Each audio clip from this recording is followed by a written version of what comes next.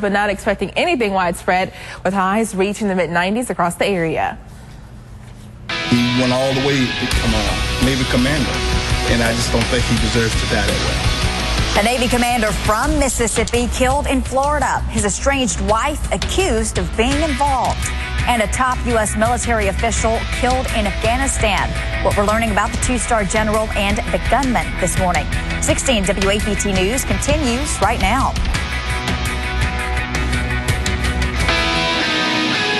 The one to watch. This is 16 WAPT News at 6. Good morning, everyone. On this Wednesday, August 6th, a suspect accused of beating an elderly man is still in custody, Marcus. Yeah, he sure is, Keegan. And Canton police say he beat a 75-year-old man into a coma and then robbed him. We'll tell you where the case is headed this morning. And the pastor who said he was paid by the Thad Cochran campaign is switching his story. The claims he is now making against the McDaniel camp. Let's go ahead and take a live look outside this morning across downtown Jackson. A pretty nice sunrise so far. Let's go ahead and check in with meteorologist Brittany Bell for weather first. Well, the summer heat continues on this Wednesday. This morning, we are starting out mostly in the lower 70s across central Mississippi. So over to our maps right now, it's 72 degrees in Jackson, 73 in Macomb, and 70 degrees this morning in Lexington. For the rest of the day, we'll have bright sunshine and some puffy clouds this afternoon with a high of 94 degrees. But because of the humidity, it's going to feel more like the upper 90s and the triple digits. We'll also have a slight chance for an isolated shower, but most of us will stay dry. So is there any relief in sight from the heat? I'll let you know coming up. Now to Commitment 2014, it is another twist in the Senate race to runoff saga. New reports this morning that the pastor who claimed Thad Cochran's campaign asked him to pay people for votes now says Chris McDaniel's campaign paid him to lie about it. The Clarion Ledger reports Meridian pastor Stephen Fielder told them a McDaniel staffer paid him $2,000 to give an interview accusing Cochran's campaign in a pay-for-votes scandal. On Monday, Chris McDaniel officially contested the runoff election results in that Republican Senate primary. New overnight, Jackson police are investigating after someone shot a teenager. Marcus? Yeah, that's right, Keegan. They say it happened around 9:30 last night at a home on Cedarhurst Road near Northside Drive and I-55. Police say someone shot a 16-year-old in the finger. No word on what led to the shooting or any arrest. Well, a man accused of beating a 75-year-old man outside of his own home is scheduled to appear in court later on this morning. Our 16 WAPT's Terry Eswick joins us live from the Canton Municipal Court with the story. Good morning, Tammy. Good morning, Marcus. And we're just finding out from police this morning that there are several other people connected with this case. They're expected in court as well. Now, that man, the victim, just stepped outside of his home to get his morning newspaper out of his driveway. That's when police say someone came up behind him and beat him with a blunt object, beat him into a coma, and left him for dead right there in his front yard. This morning, in court today, a suspect, 20-year-old Xavier Johnson. He's facing aggravated assault charges as well as robbery and burglary charges. Now, detectives say while the victim was down, the attacker robbed his home while his wife was sleeping in the bed right there inside of the home. Once again, today expected in court, a suspect that police have arrested in connection with this case, as well as at least two other people involved in it. Live in Canton, Tammy Eswick, 16 WAPT News. All right, thank you so much, Tammy.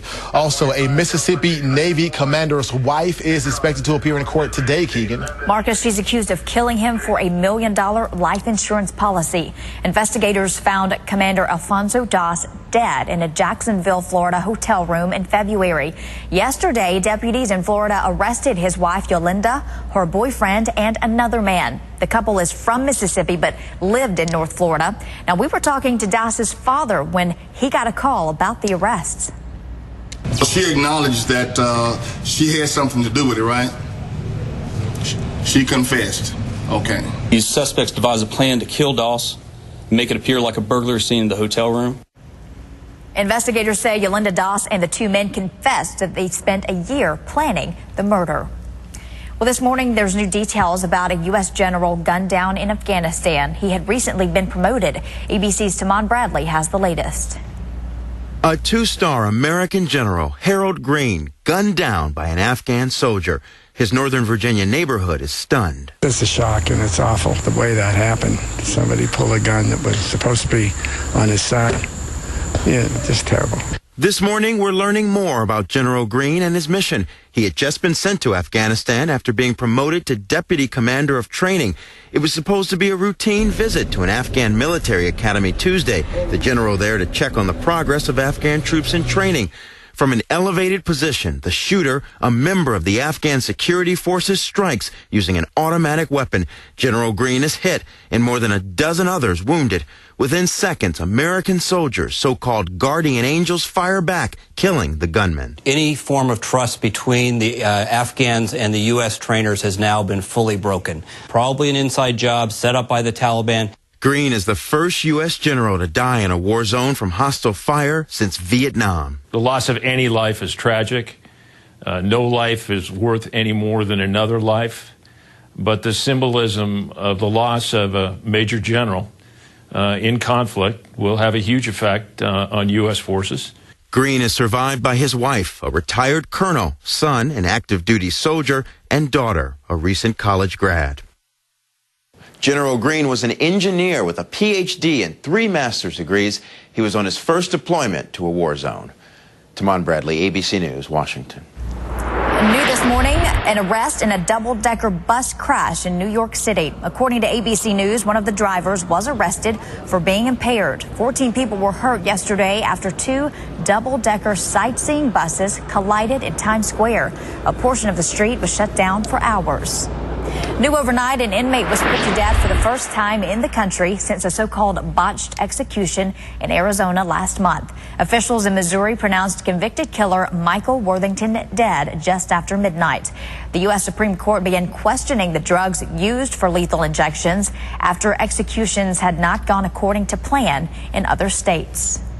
An 18-wheeler crash in Vicksburg caused a fire that destroyed several vintage cars, Marcus. Yeah, it sure did, Keegan. And we want you guys to take a look at the damage it caused. Charred garage. That is what's remaining of the garage after the fire. The homeowner says he had 2 Corvettes, a Camaro, a Beetle, and a Triumph motorcycle in that garage. 2 4-wheelers and a couple of trucks were also charred. Yesterday, the homeowner was on the roof trying to direct an 18-wheeler into the garage when the driver bent down to pick up something, hit the accelerator, and crashed, causing the fire. The homeowner then fell to the ground and was knocked out. That's when the driver of the 18-wheeler stepped into action. The truck driver went looking for the homeowner, and when he found him, he drug him away from the fire. If he'd been left where he was, he probably would not have survived. It was a very hot fire. Now, the homeowner is okay. A firefighter suffered minor heat exhaustion, but was able to get back to work after getting some fluids. All right, now to the Mideast crisis, and day 2 of a 3-day ceasefire is going on in Gaza right now. We want to show you some live video from Gaza right now, and here it is. Things seem pretty peaceful in Gaza City on the Gaza Strip as of right now. 16 WAPT's Aisha Diaz has the latest from our Washington newsroom.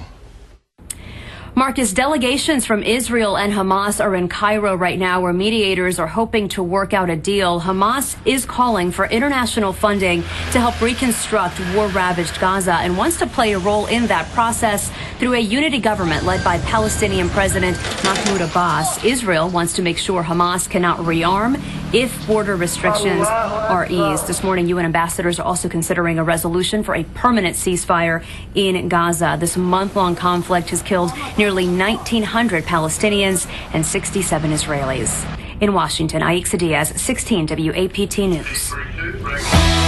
An emergency in the sky. Still to come, the chaos when a passenger plane goes into a sudden free fall. It is 6:39. You're watching 16 at WAPT News. 16 WAPT News is the one to watch. It started with a tip to 6.